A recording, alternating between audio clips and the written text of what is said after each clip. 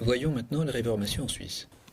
C'est un type de particulier de réformation protestante que celle de la Confédération helvétique. C'est même un casse-tête. Je vous donnerai une bibliographie où vous pourrez vous reporter pour plus de renseignements. La Réformation en Suisse, elle est dominée par deux réformateurs. L'un est un Suisse de langue allemande, il s'agit de Zwingli. L'autre est un Français de langue française, Calvin. Deux épicentres, Zurich pour Zwingli, Genève pour Calvin. Nous verrons cette fois-ci Zwingli. Parce qu'il est le premier, parce que Zurich va répandre le protestantisme, la réformation protestante. Zurich est l'épicentre de la réformation protestante. Elle va répandre dans toute la Confédération helvétique les idées réformées, et ce n'est qu'après qu'à Genève, Calvin va donner un nouveau souffle à la réformation protestante. Voyons Zwingli, l'épicentre de l'ébranlement religieux quasi contemporain de la réformation luthérienne.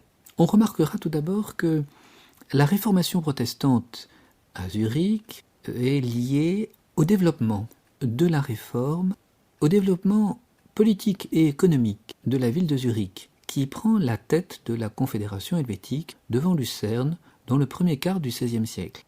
Zurich a été très impliqué dans les guerres d'Italie avec le pape contre la France jusqu'à la défaite de Marignan. À la politique anti-française a succédé une paix perpétuelle avec une aide, le mercénariat, mais sans véritable alliance avec la France à partir de mai 1521. C'est le début de la neutralité suisse. On notera que cette alliance avec la France, entre 1516 et 1521, n'a jamais distendu les liens entre la Suisse, Zurich, et Rome, le pape. Alors, quelle est la situation politique et religieuse de Zurich avant la réformation protestante? Deux conseils. Le petit conseil, 50 députés, représente la campagne zurichoise. Le grand conseil, 212 députés, représente la ville et se charge de la politique extérieure. Ces deux conseils équilibrent à la fois les bourgeois d'un côté, les patriciens de l'autre, les citadins d'un côté, les campagnards de l'autre. Ils vont jouer un rôle essentiel dans le développement de la réformation protestante. En Suisse, la réformation est cantonale. Elle est même, pourrait-on dire, municipale. L'église de Zurich maintenant. 7000 habitants pour la ville, 200 ecclésiastiques. 48 000 habitants pour le reste du canton, 500 ecclésiastiques. C'est un très gros diocèse français. L'Église, comme partout en Occident, est aisée matériellement. On note cependant un clivage entre le haut et le bas clergé, qu'il soit rural ou urbain. Ce clergé est ouvert aux idées nouvelles, comme en Allemagne, aux idées d'une réformation de l'Église, d'une réforme de l'Église, aux idées humanistes. Par exemple, on constatera que 20% seulement du clergé zurichois, du canton de Zurich, demeure catholique. Une des têtes du clergé est le chapitre de Großmünster, comme ça se prononce, chapitre de chanoines, qui va jouer un rôle essentiel dans le basculement protestant de Zurich. Alors attention, Zurich n'est pas un évêché. Il n'y a pas d'évêque à Zurich. La tête du clergé zurichois, c'est le chapitre de Großmünster. En réalité, Zurich est une partie du diocèse de Constance, diocèse allemand, et c'est donc des évêques allemands qui administrent ce clergé, cette partie de diocèse suisse. Cela va jouer dans la fracture protestante après 1520. Les évêques sont lucides. Vous avez par exemple Thomas Berlower, B-E-R-L-O-W-E-R, qui va être évêque entre 1491 et 1496, et qui se rend bien compte des carences de l'Église et des difficultés devant lesquelles elle se trouve, par suite de l'inconduite des clercs et du mauvais exemple qu'ils donnent. Dit-il, l'Église elle-même en est affectée dans son unité interne. Oui, il y a les réformateurs et il y a les clercs à réformer. Et il y a là une division parce que les attitudes et la politique des uns et des autres sont différentes. Puis va succéder Hugo von Hohenlandenberg H-O-H-E-N, L-A-N-D-E-N, B-E-R-G. 1496-1528. Il va se trouver affronté à un clergé suisse de très mauvaise humeur. Cet évêque fait partie des Episcopi Neutrales. L'expression est de Jean Eck, vous savez, celui qui a examiné Luther. En 1523, l'évêque von Hohenlandenberg tente d'arrêter la réforme protestante, mais les moyens qu'il utilise sont maladroits.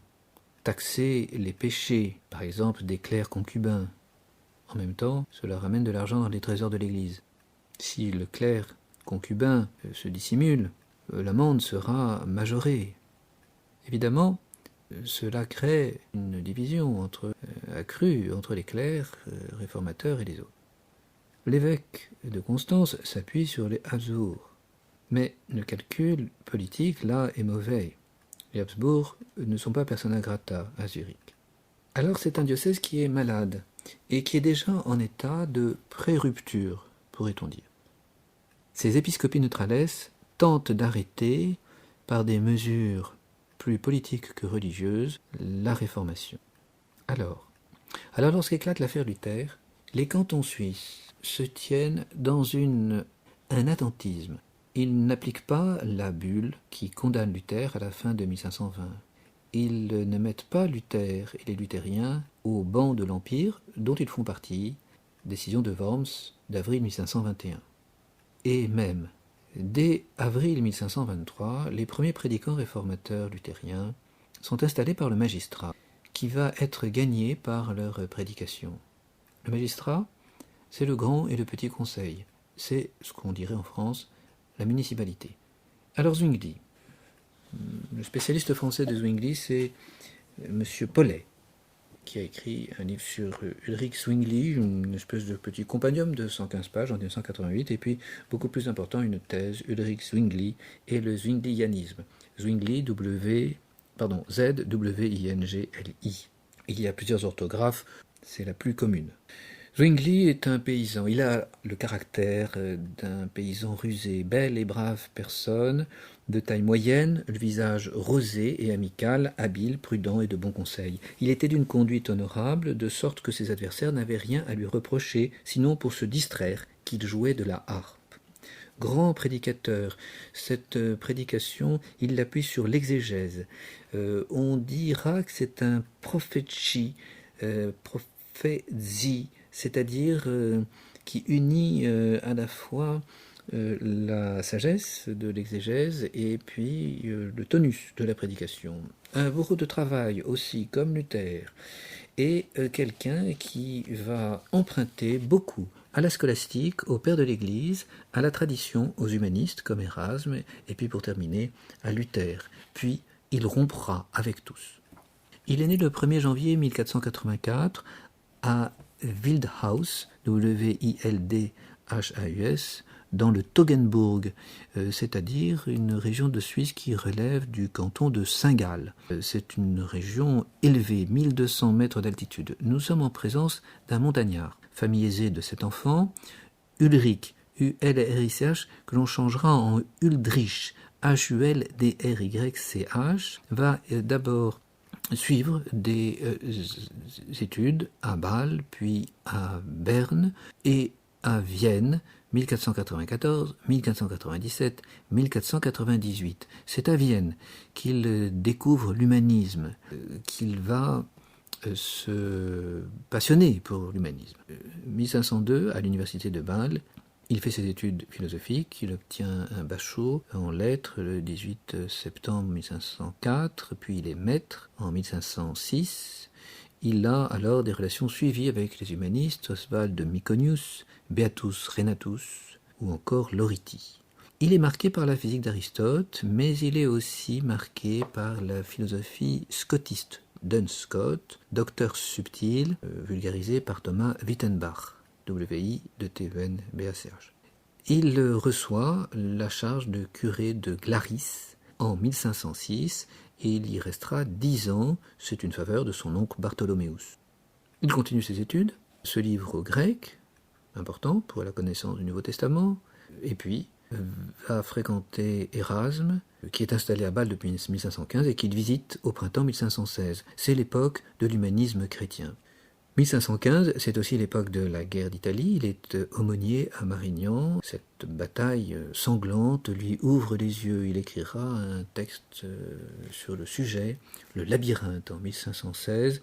Il est alors adepte du pacifisme humanisme érasmien, sorte de renouveau chrétien qui fera illusion jusqu'au milieu du XVIe siècle. En 1516, il monte en grade, il est Leutpriester, L-E-U-T P-R-I-E-S-T-E-R, à Einsiedeln.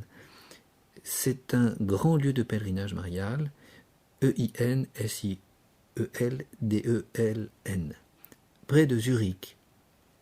Il a séduit, de par son savoir, de par sa prédication, malgré des soupçons sur sa vie morale. Il le reconnaîtra d'ailleurs. Il y a longtemps que j'ai fait à Dieu l'aveu de cette faute. Mais voilà que ses idées attire l'attention sur lui. Il est dénoncé par Peter Caas, un Augustin de Saint-Gall, Caas, K-A-S, et va être poursuivi alors par la Diète fédérale de Baden, puis de Zurich, en 1520, octobre-décembre. On le dit favorable à Luther, avec 7 autres Suisses. C'est une étiquette qui ne veut rien dire.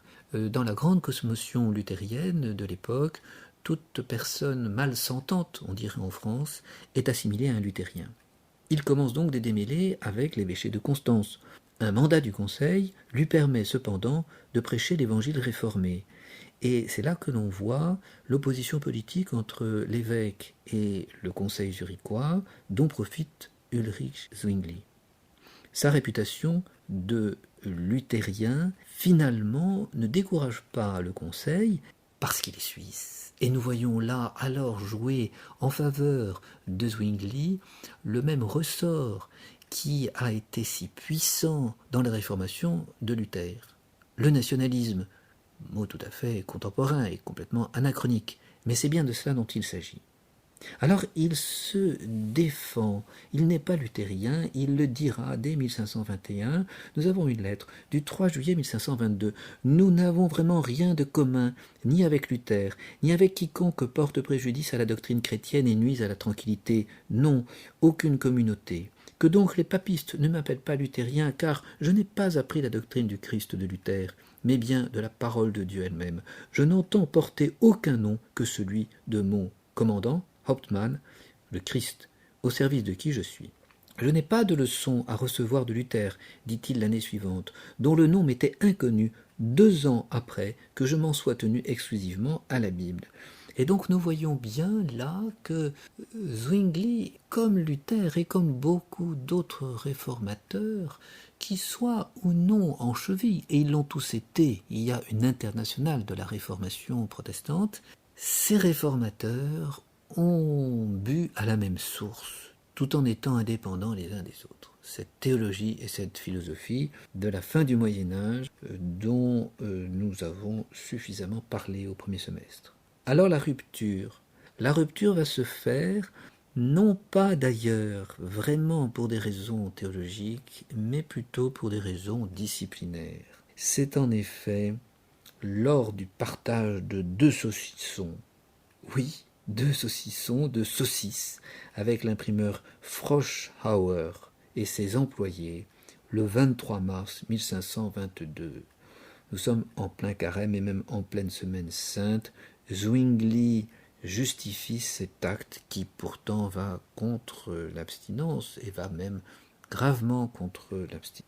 L'enquête épiscopale se déroule rapidement dès le 7 avril et amène Zwingli devant le Grand Conseil où il se justifie le 9 avril.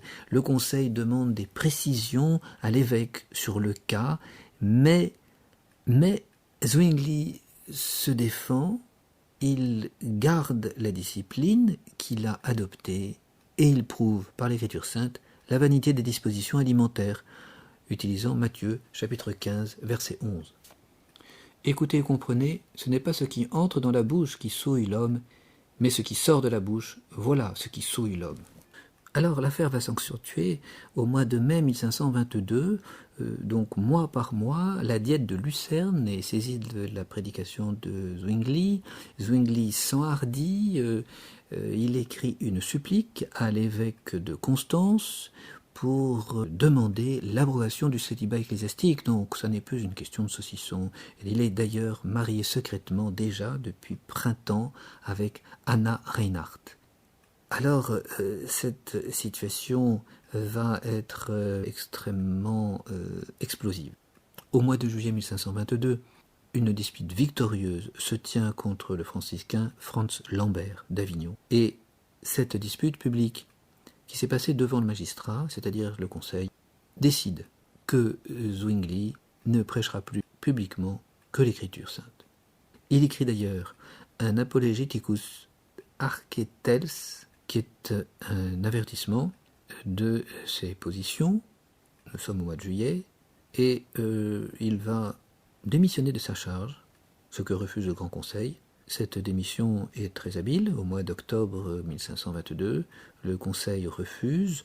Le 12 novembre 1522, en fait, Zwingli a mis le Conseil devant l'obligation de choisir entre lui et l'évêque de Constance. Le Conseil nomme Zwingli son prédicateur patenté, son mandateur, der Bischof zu Zurich, c'est-à-dire l'évêque de Zurich. Et alors là, nous voyons comment c'est une déclaration d'indépendance de cette partie du diocèse de Constance qui se proclame ayant son propre évêque. C'est une sécession qui est réalisée pour une question essentiellement disciplinaire et non pas dogmatique comme Luther.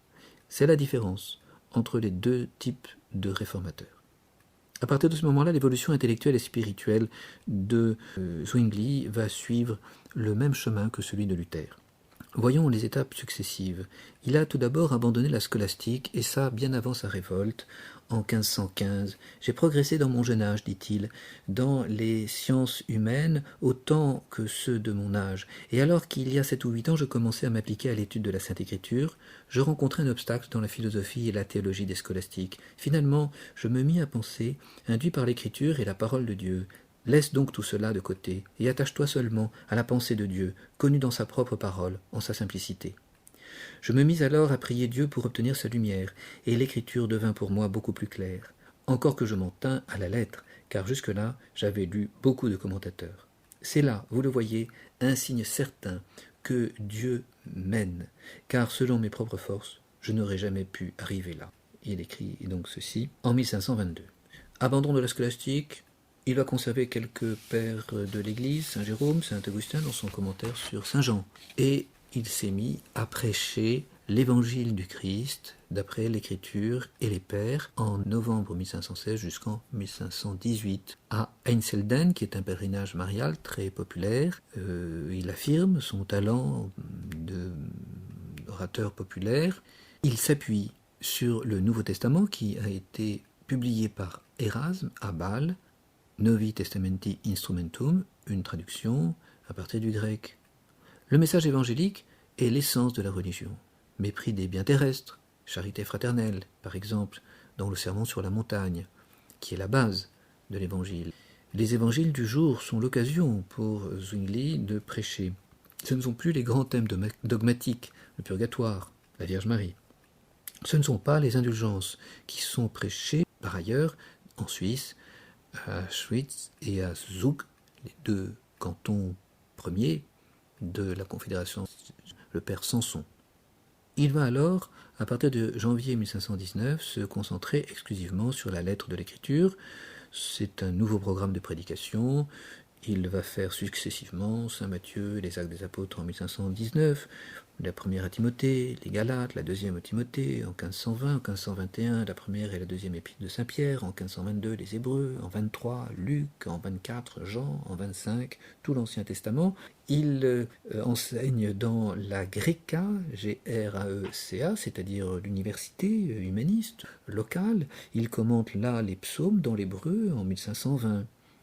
La Greca était une sodalité littéraire avec les maîtres de deux écoles et des ecclésiastiques des deux écoles locales. Et puis, il porte intérêt à la dispute de Leipzig que Luther a soutenue à l'été 1519. On va trouver dans la bibliothèque de Zwingli 26 livres qui sont écrits par Luther. 1519, c'est aussi l'année de la peste. Après la guerre, la peste, il est particulièrement sensible à ces souffrances humaines. Cela joue un rôle dans son évolution religieuse. Et puis, à l'été 1520, deuxième crise. Cette fois-ci, c'est la crise envers l'humanisme. C'est le néant de l'effort humain qui le frappe. Pour lui, il n'y a pas de réforme possible. L'homme ne peut pas se réformer. Et il découvre donc, d'une part, la toute-puissance de Dieu, en étudiant la 5e demande du Pater, et d'autre part, l'impossibilité d'y correspondre. Toutes les fois que je suis arrivé là, je cessais d'être en paix.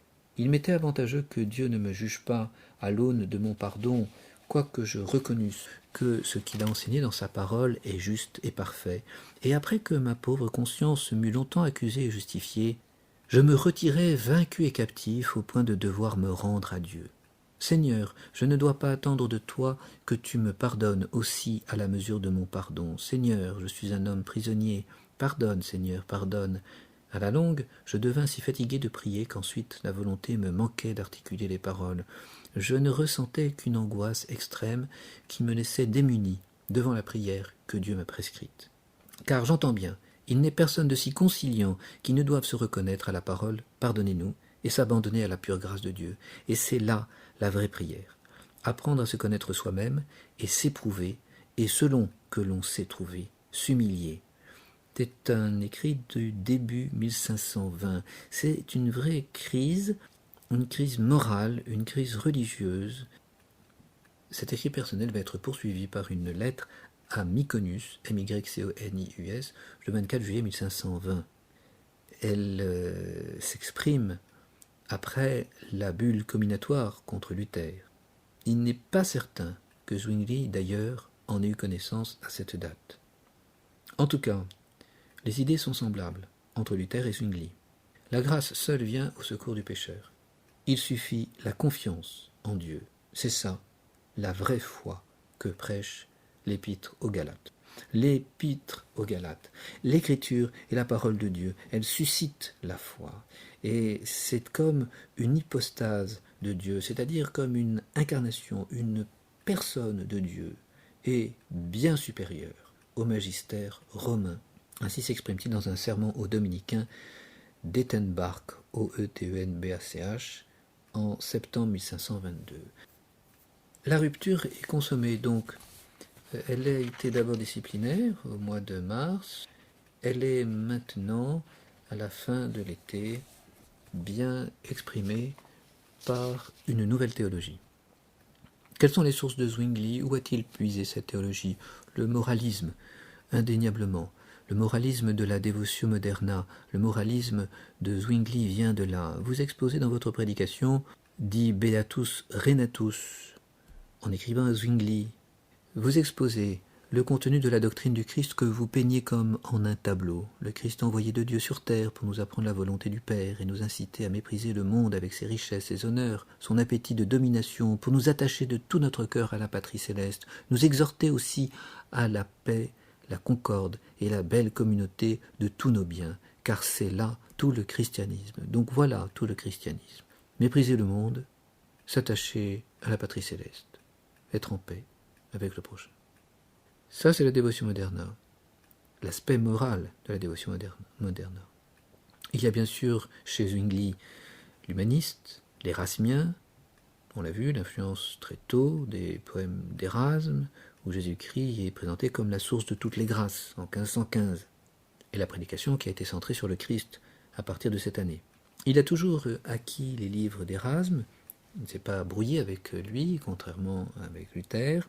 Il a invité Érasme à Zurich en septembre 1522, mais Érasme va toujours être très prudent.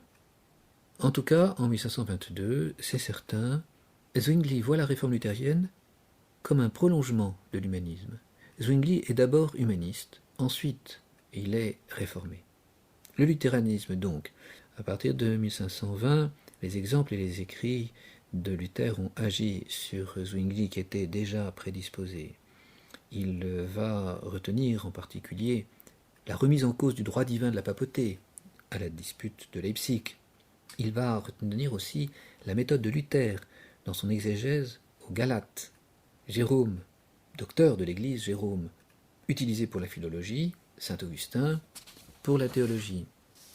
Dans son commentaire sur le Pater, les deux premières thèses de Luther sont utilisées. Dans celui sur les psaumes, en mars 1521, en plein carême, il utilise aussi les idées de Luther développées dans Operationes in Psalmos, près de 60 passages. Il est quand même très tributaire de Luther, même s'il dit qu'il n'a pas grand-chose à voir avec lui, ou du moins qu'il n'était pas luthérien. Au printemps 1521, son commentaire sur l'Épître aux Galates est aussi tributaire de l'Épître aux Galates de Luther. En janvier 1523, 67 thèses sont rédigées par Zwingli. Elles sont influencées par saint Augustin et aussi par les écrits de Luther. Ils connaissaient profondément l'un et l'autre. Ce point central a été reçu de Luther. Par contre, l'organisation originale est de Zwingli. Il y a un divorce rapide avec Luther qui va intervenir dès 1523. Il rend donc justice à Luther en 1527 dans un écrit Amica Exegesis. Tu as bien vu que le salut s'obtient par la foi au Christ.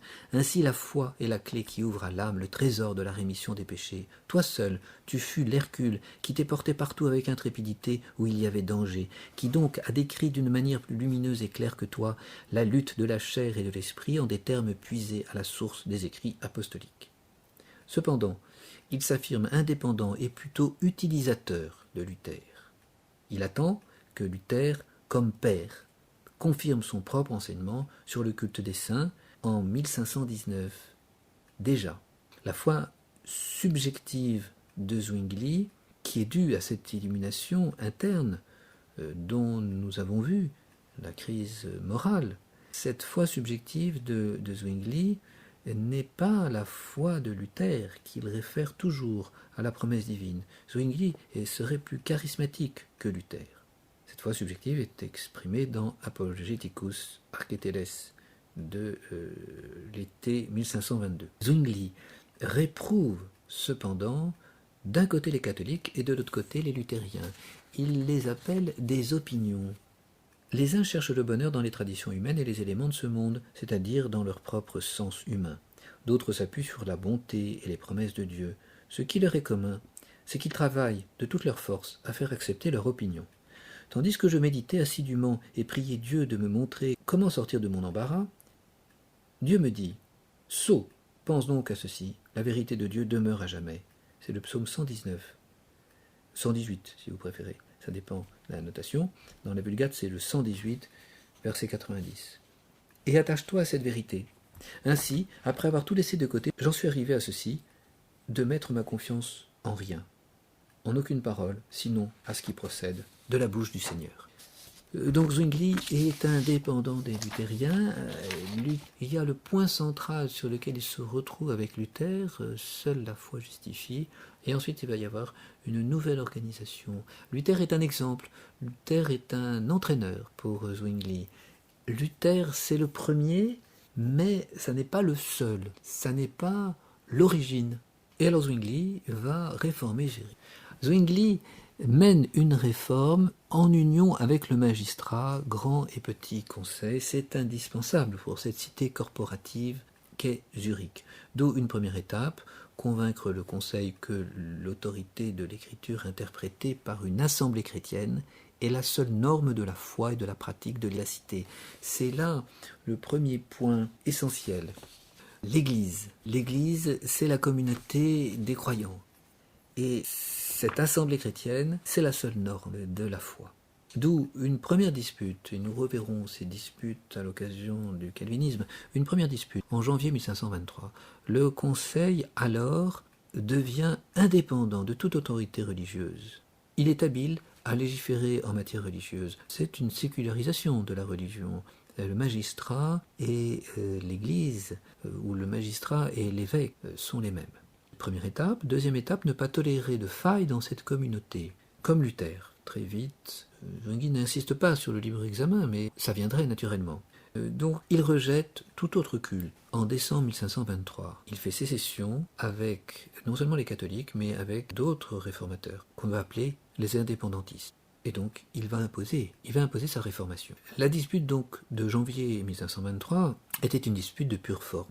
Joseph Fabry représentait l'évêque, le bourgmestre et le grand conseil avaient convoqué au Rathaus 600 participants, représentant les chefs de famille. Zwingli proposa 67 thèses. C'était très long, ça ne pouvait pas être débattu. Il est donc passé en force. En fait, les jeux étaient déjà faits. C'est plus une officialisation qu'une véritable dispute théologique. Le bourgmestre, le grand et le petit conseil reconnaissent et autorisent maître Ulrich Zwingli à continuer à annoncer comme il l'a fait jusqu'à présent l'Évangile et la Sainte Écriture selon l'Esprit de Dieu du mieux qu'il pourra. Zwingli donc est prédicateur, la Bible est la seule source de foi, c'est la première mesure du magistrat, c'est là vraiment le passage de Zurich à la réformation protestante. Alors cela dit, les 67 thèses de Zwingli en janvier 1523 sont un premier programme de réforme, premier programme général qui touche le culte, la théologie, la communauté, tout ça sous l'égide de l'écriture interprétée par l'esprit. Autonomie de la communauté tout d'abord, contre toutes les obligations traditionnelles. Messe pour les morts, indulgence, jeûne, jour de fête, célibat religieux. C'est une libération théologique qui est promue en même temps que cette autonomie de la communauté. Libération théologique, il n'y aura plus de mérite, il n'y a plus de juridisme, il n'y a plus de légalisme. Jésus-Christ est la fin de la loi, premier point. La clé, c'est la foi en l'Évangile, deuxième point. La justice de Dieu est nôtre, c'est le troisième point. Pas besoin de confession, pas besoin de purgatoire. Seulement, l'autonomie est liée par la volonté de Dieu qui s'exprime dans l'Écriture sainte, c'est-à-dire les commandements de la loi naturelle imposés à tout homme, l'obéissance à cette autorité civile qui la garantit, cette loi naturelle. La législation civile va donc être émanée du sermon sur la montagne. L'État urbain est donc l'Église locale. Alors on va mettre en pratique la réforme, lentement, une deuxième dispute en octobre 1523 sur le thème de la messe et des images, qui jusqu'à présent sont demeurées, vaille que vaille. Une deuxième dispute est proposée, elle déborde Zurich. Saint-Gall, Schaffhaus sont représentés. Il y a près de 800 participants. La dispute dure 3 journées. Cette fois-ci, c'est très animé. Il y a des questions concrètes de culte qui sont proposées. L'évêque de Constance a déjà condamné comme hérétiques les thèses de Zwingli les 17 et 21 octobre 1523. Il n'y a pas donc de dispute à avoir pour l'évêque. Mais nous sommes dans une autre catégorie. Le peuple doit d'abord être instruit de la parole de Dieu, exprime alors Konrad Schmidt de Kuchnach. Le conseil doit avoir égard aux faibles. On considère alors que cette deuxième dispute n'est pas satisfaisante. Il faut instruire les fidèles avant de leur demander leur avis. D'où le petit catéchisme que Zwingli va rédiger en allemand en novembre 1533, 17 novembre 1533, et qui est premier catéchisme des réformés. Les catholiques et les protestants ont constitué une commission bipartite à la suite de cette dispute. C'était la volonté du magistrat zurichois. 2 rapports sont produits par cette commission le 13 décembre. À part la communion sous les 2 espèces, les 2 rapports sont partagés. En réalité, dans un esprit de tolérance et peut-être pour éviter des débordements, des troubles politiques, troubles municipaux, rien n'est changé dans les formes extérieures, mais la doctrine catholique n'est plus prêchée. Ça n'est qu'une mesure d'attente. Zwingli produit un nouveau rapport au mois de mai 1524. C'est une nouvelle liturgie avec sermon journalier et double communion distribuée systématiquement après la prédication. Puis suivent les étapes de la réforme, suppression des images, 15 juillet, des ordres religieux, 15 janvier 1525, et puis de la messe. C'est le rapport du mardi saint, 11 avril 1525. La décision est prise le lendemain, mercredi saint, à une très faible majorité, est alors célébrée la dernière messe à Zurich. Le jeudi saint, 1525, c'est la première scène avec l'installation, hasard, de la table en place de l'autel. Luther a épuré le culte, Zwingli l'a totalement bouleversé, recréé. Il suit vaguement l'ordre romain, mais surtout le Manuale Curatorum de Joseph Ulrich Sargant, S-A-R-G-A-N-T, de 1503. Une prière d'intercession pour commencer, le sermon, confession, absolution, communion, c'est-à-dire qu'on va lire la première épître aux Corinthiens chapitre 11 et Saint Jean chapitre 6. L'un c'est la description de l'Eucharistie primitive, l'autre c'est le discours du pain de vie. Gloria entre ces deux textes, credo après, admonition aux communiants, pater, institution, communion. Il n'y a plus de canon, il n'y a plus d'offertoire. La scène n'est célébrée que 4 fois par an, Noël, Pâques, Pentecôte et la fête patronale. La mémoire des saints Prote et Hyacinthe, 2 martyrs.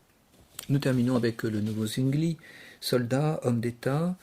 Il va alors, à partir de 1525, imposer à toute la Confédération la réformation protestante. Il est impossible d'avoir un biconfessionnalisme. C'est là la première conclusion de Zwingli. Donc il faut absolument que les cantons passent les uns après les autres à la réformation protestante, à la réformation zwinglienne. C'est impossible parce que, la Confédération helvétique, c'est une nation. Elle ne peut pas avoir plusieurs religions. C'est en même temps impossible parce que les temps urgent. Il y a toute une conception eschatologique. Cet évangile qui a été retrouvé dans sa pureté par la réformation protestante annonce la fin des temps.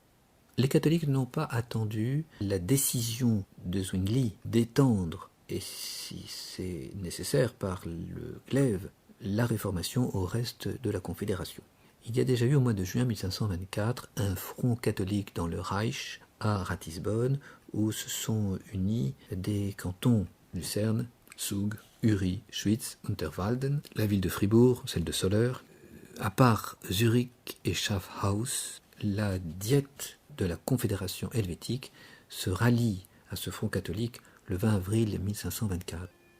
Zwingli doit partir en guerre pour faire passer les cantons à l'Évangile. C'est maintenant une obligation. D'où un plan de défense contre les cantons catholiques et l'Autriche des Habsbourg. Cette défense ou cette attaque est au nom de l'indépendance nationale. Oui, je dois à notre commune patrie de défendre la vérité contre toutes les colonnes papales et d'empêcher que nous soyons contraints de nous soumettre à la papauté et à l'autorité de ces écoles, et des docteurs papistes aux grandes dames de nos descendants, tout autant que si on prétendait nous enlever la liberté temporelle. Donc c'est une décision ferme. On va d'abord utiliser les disputes théologiques, mais qui sont des disputes publiques, qui n'ont rien à voir avec les disputes universitaires entre personnes de bonne compagnie, en latin, d'une manière très guindée et très organisée. Les disputatio sont organisées avec des questions qui sont présentées à l'avance par les docteurs, par leurs étudiants, par les autres docteurs. Il ne s'agit pas de cela, ce sont des disputes publiques devant les autorités laïques qui vont choisir ensuite qui est le vainqueur, c'est-à-dire devant des incompétents, des gens qui ne sont pas du métier de théologien. Premièrement, avec Jean Eck, du 21 mai au 2 juin 1526, on trouve là Écolampade, O-E-C-O-L-M-P-A-D-E, de Bâle, Berthold Haller, de Berne. Cette dispute se fait à Baden. Les livres de Zwingli ont été interdits.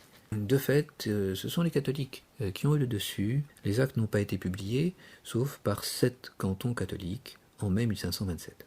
Puis à Berne, cette fois-ci 10 thèses sont proposées de Bernard Haller et de François Kolb. On a Capiton et Bucer qui représentent les protestants. Bucer, c'est le réformateur de Strasbourg. Janvier 1528. Cette fois-ci, c'est le résultat inverse de Baden. C'est vraiment le prélude à la réforme de Berne. À partir de cette dispute, une nouvelle foi est prescrite et enseignée par mandement de la municipalité, le 7 février 1528. Alors, une alliance des villes protestantes se met sur pied. Allemagne du Sud, Nuremberg, puis Berne, Saint-Gall, Biel, Mulhouse, puis bien sûr Zurich. C'est le Burgrecht, B-U-R-G-R-E-C-H-T. Zwingli prévoyait même Lindow et Strasbourg. La Réformation fait tache d'huile. Ces progrès continuent. Au début de 1529, Bâle passe à la Réformation. En octobre, Schaffhouse, S-C-H-A-2-F-H-O-U-S-E.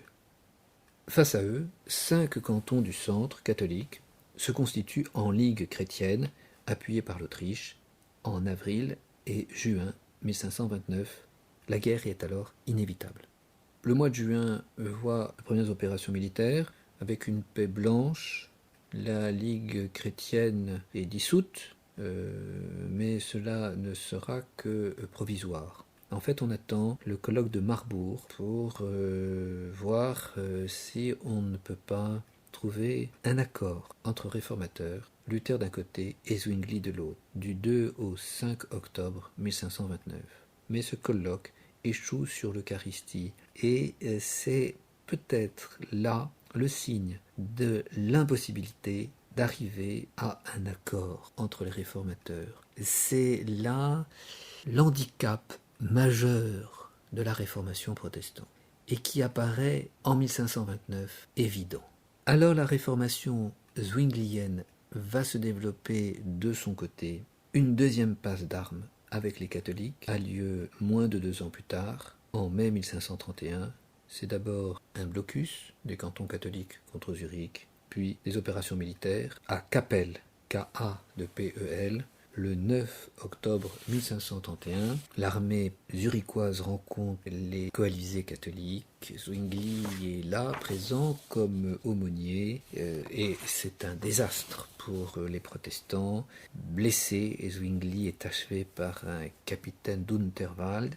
Son corps est écartelé, il est brûlé et les cendres sont dispersées. C'est le traitement que l'on réserve aux hérésiarques.